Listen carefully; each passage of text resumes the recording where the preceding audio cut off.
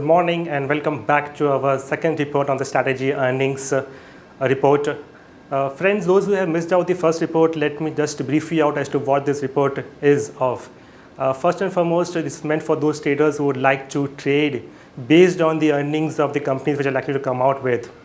What we have done is that we have taken the expectations of the results and on the basis of our expectations on how the companies are likely to deliver, plus doing a technical check of the overall stock, we come out with our action on that stock.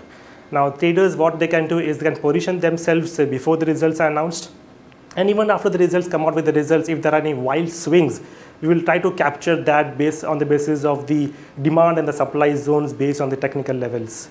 So friends, we have released the second report and we have come out with 3 stocks for this week because the companies are likely to come out with the results. The 3 stocks are TCS, Ultratech and Sesagova. So first, moving on to TCS, fundamentally TCS is likely to come out with the results and which is likely to be a little subdued on the basis of the overall IT sector, which is going through a very hard phase. The TCS is likely to come out with a PAT which is likely to be below, likely to be down by around 2.4%. Also, if you look at the performance of the TCS for the last 7 quarters, the company has delivered 6 times, which has been better than what the companies have come out with. But taking the cues of the overall results with the Infosys came out and the kind of the correction the stock had gone down around 10% after the companies announced the results, we could expect some similar action happening in TCS. So we'll have a technical check on the stock, and I would like to introduce Kapil Mokashi for that.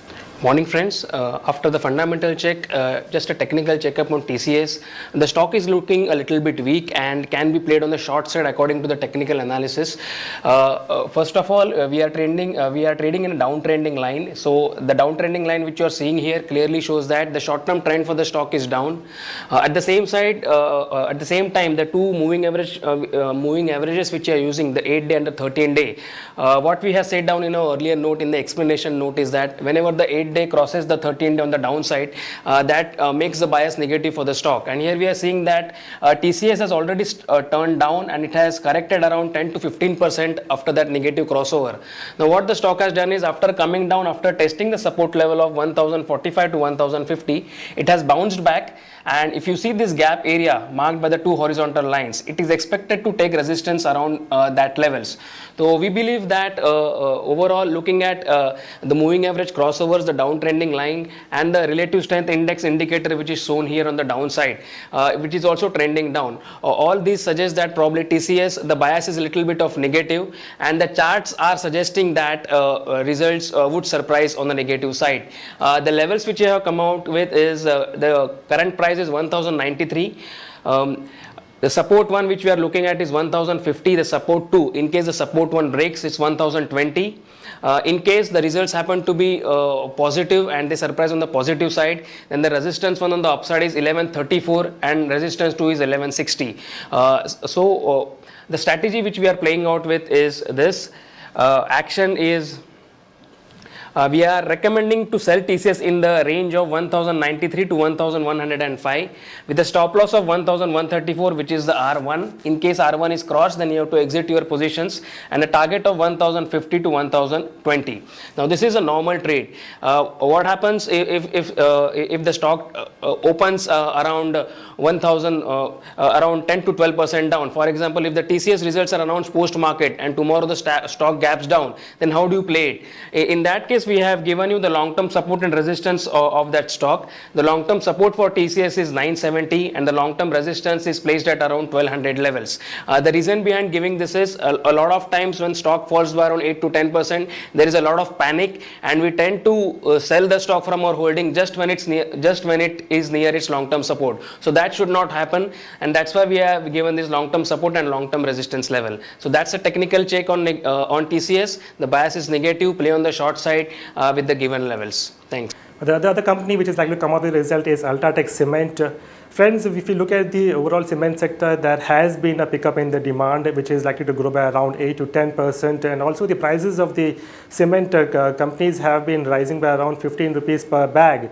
So overall, the demand outlook is picking up. But if you look at the UltraTech Cement per se, we are expecting the company to grow by around, the PAT to grow by around 11% to around 679 crores. Now, taking the cues of the recent companies like ACC and Ambuja, where the results were more in line with the expectations, although the prices are already built up with some better results, but because the companies have not been able to come out with that strong results, but yes, more or less in line with expectations, the companies have been delivering those results. And what we have seen is that profits bookings does happen once those companies come out with the results. So what we're expecting is that once the company UltraTech Cement comes out with the results, we expect some profit booking happening in that counter too. So we'll have a technical check on that too. Technical check on UltraTech after the fundamental update. The bias here is also negative. The stock has been trading in the rectangular range as we are seeing. Generally, how this plays out is whenever the stock is at the resistance, it comes down. Whenever it comes at support, it again takes support there and bounces from there. So we are seeing that kind of a pattern in UltraTech, where the stock is trading in somewhere in between the box. This is also called as a box trading range. We have had a negative crossover, which we discussed in TCS.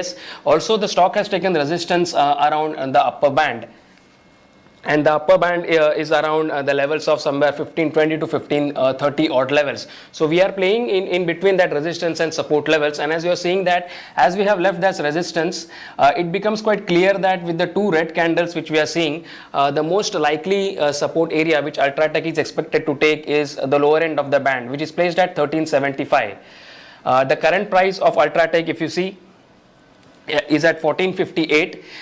So there is a lot of room till we get to 1375. So in effect, we feel that this stock could be played on the short side too. We have three confirmations here. Number one is the two bearish red candles. Number two is the negative crossovers, and number three is the downtrending relative strength index indicator. So unless there is an extremely positive surprise, the stock in most cases should trend down. And our strategy for playing this is sell in the range of 1458 to 1465, keep a stop loss of 1482 and have a target of 1375. In case of a wild swing in the stock, the long-term support is placed at 1220 and the long-term resistance is placed at 1545.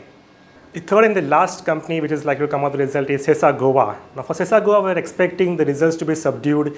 The profit of the company is likely to be down by around 33% to around 900 crores. Now this is because of the lower volumes that the company has faced in the last quarter from Karnataka and Goa because of the environmental clearances.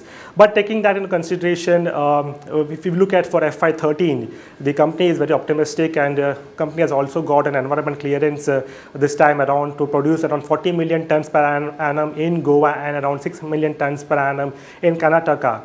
So if any positive surprises which comes in the earnings of, from Sesa Goa, we could expect a bounce back in the stock. So technically we'll have a check. Technical check on Sesa Goa. Couple of positive things here after the two negative charts which we had. Sesa Goa was trading in a downtrending line till around the levels of 187 odd, but what it has done is after a move on Thursday or Friday, it has broken this downtrending line, and that has made a kind of a short-term bias positive.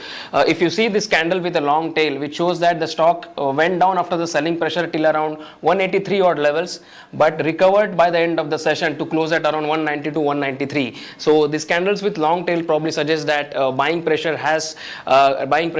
has resumed in that particular stock. At the same time, if you see, the stock has broken its downtrending line, short-term downtrending line, which means that probably from the short-term perspective, we can trade the stock with a positive bias. The demand zone for the stock, if you see 170 to 180 is a probable demand zone. So in case there is a jerk in the stock, we could find some strong support around that area. And also after the two negative crossovers which you saw in the stocks, here we are having a probable positive crossover. Remember, it is not a complete positive crossover, but there is a probable positive crossover in the Sesa Goa stock. So in case we have good results, the charts indicate that there is a probable rally in the stock in the offing. The strategy for playing Sesa Goa is it is on the verge of positive crossover. Go long on the Sesa Goa at around 189 to 192, have a stop loss of 178 and a target of 200 to 213. The long-term support, in case of wild swings in the stock, the long-term support is placed at 167 and the long-term resistance is placed at 227 odd levels.